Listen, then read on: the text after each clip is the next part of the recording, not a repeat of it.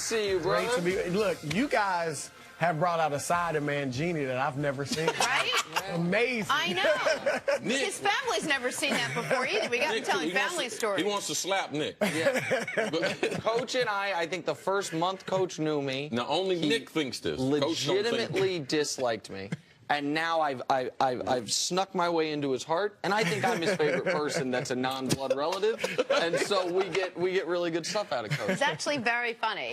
All right, Chris, let's talk a little LeBron James. He had one of his classic stat lines last night, 30 points, 14 boards, 6 assists. 1, 2, 3, and a Blowout against the 76ers. What was that? More importantly, it's the Cavs' 8th straight win.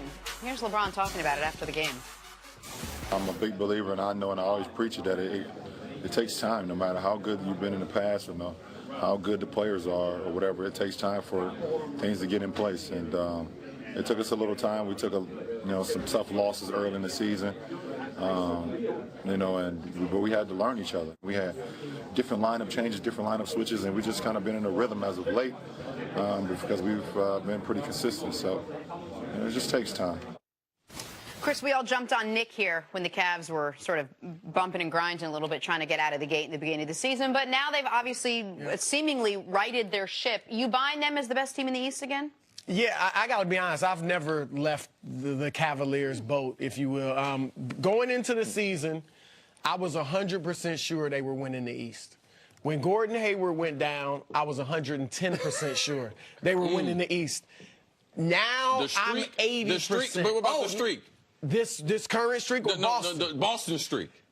I never felt anything. like. Okay. I mean, look, it did show me that the gap between the two teams wasn't as wide as I thought. And that they might have a brighter future than anticipated. That might be quicker. Oh, yeah. Okay. I mean, Jaylen Brown, I think, could probably a future All-Star. He's a great two-way player. Yes. So I like Boston, but I did not believe that they were going to beat Cleveland. I think LeBron is just too good for anybody in the East. And I think Cleveland has shown you a few times when they get up for games. Like Washington, that's a big game in the East. Yeah. They beat them. Milwaukee, twice, just because of Giannis. That was a big game early on. They beat them. Boston, we know game one. Last night, Detroit, they pounded. They've played 6 games against teams that are Eastern Conference playoff teams, likely for this year. That fourth quarter against the Knicks in the Garden. Yeah. When they want to play. So let me ask you this about LeBron. Has LeBron ever played better basketball than he's playing right now? I'm going to say that's tough. I mean, I've heard people say this is arguably his best year. Yeah, his second and third year in Miami were amazing. Yeah, I would probably go with those years. Just because he was younger. Yeah, exactly. He was. Here's where he was better. Defensively? Sure. Offensively is very close, but defensively he's not what he used to be. So he's averaging more points, rebounds, assists, and shooting a better percentage than any year in Miami. I just want to show because why are the Cavs the best team in the league? Because they have the best player in the world. Best team in the league? I'm sorry, the best team in the East. Pardon me. Because I'm surprised. I didn't say they're not the best team in the league, but I don't want to have that argument right now. I don't want to have that argument right now. It's your first visit. Okay, don't crush. We got time for that. Let me just show Chris Broussard something real quick. Here's LeBron James' numbers this year compared to an anonymous player. So you'll see LeBron has him nipped in each category. Just barely more points, a barely higher field goal percentage. Almost 58%. 3 higher percentage from 3, and almost 1 more assist per game. So that's LeBron this year versus anonymous player. Let me show you who that player is. Can we show that, please? Oh, that's 4 MVP years. So we took Kobe's points the year he won the MVP. We took Shaq's field goal percentage the year he won the MVP. We took KD's three-point percentage the year he won the MVP. We took Derrick Rose's assists the year he won the MVP. All 4 of those guys, that's their 4 MVP seasons. LeBron this year is the MVP? Well, we're 20 games in. You want to say him or Harden? We can have right the argument. now, it would be Harden. Sure, but it's Nick not is not looking for a verdict. What he's doing is laying the groundwork. Yeah, he's just presenting his case, putting bricks on top of our head. So when he finally wants to put a roof on there, what I am trying to say is, did you see that? The year Kobe won the MVP, LeBron's averaging. He's averaging a better field goal percentage than Shaq the year he won the MVP. He's the second greatest player of all time. Of all time. I mean, Well, one thing, I Chris, love LeBron. one thing I have to ask you, Chris, is right now you see a couple things that are different in LeBron. We talked about him in Miami year 2 through 4, but his ability to be a better one-on-one basketball player, I think, is at its all-time high.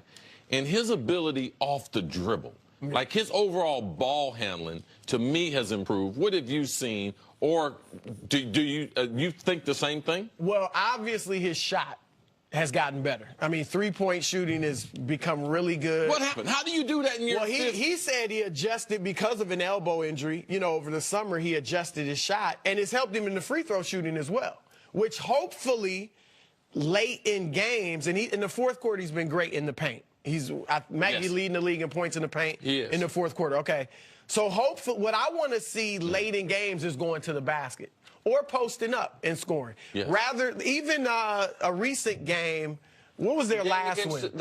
Not the game against Detroit. The 199 game is the one you're talking about. Charlotte. He took a late three rather than going to the hole and either drawing a foul or scoring inside. So I'd like to see him in the paint a little bit more. I think his post game's improved too, and he's more willing to go down there.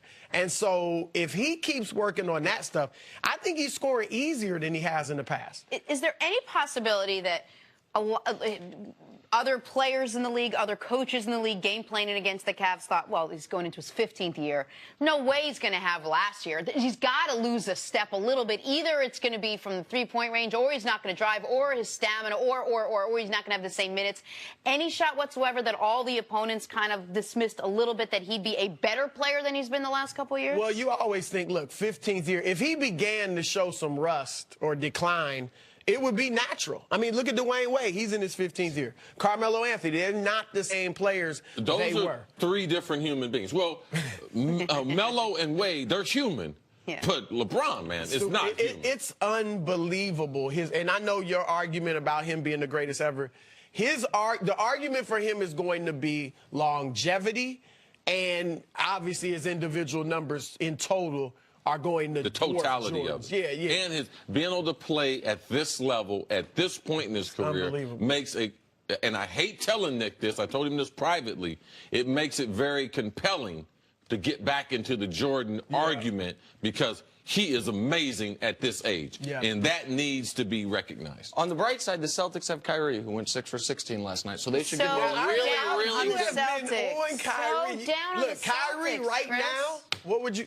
He would be number 2 in the MVP. Oh, give me a... Oh, you're out of your mind. Right now, he would be number 2. He's not even the MVP on his team right now. James Harden. James Harden's MVP. That's an absurd statement. But Kyrie would be number 2. Oh, LeBron should win. Better year than LeBron. Should win? I'm out of here, man. Gotta be win. Gotta be win. Gotta be win. This is our first debate show. This is our first one. Have you lost your mind? You've been in L.A. too long, man. Wins count. You know that. I have to take a break. Did they wins count last year? If Cleveland keeps winning, did they count last year when you voted for Russell Westbrook? Thank you so much for hanging out with us. Did you have fun? Will you come back? Come back to New York. Did they count? Let him. Settle down. We got to take a break. We're coming back after this. He's a friend of the show. Thanks so much. He's a friend of the show.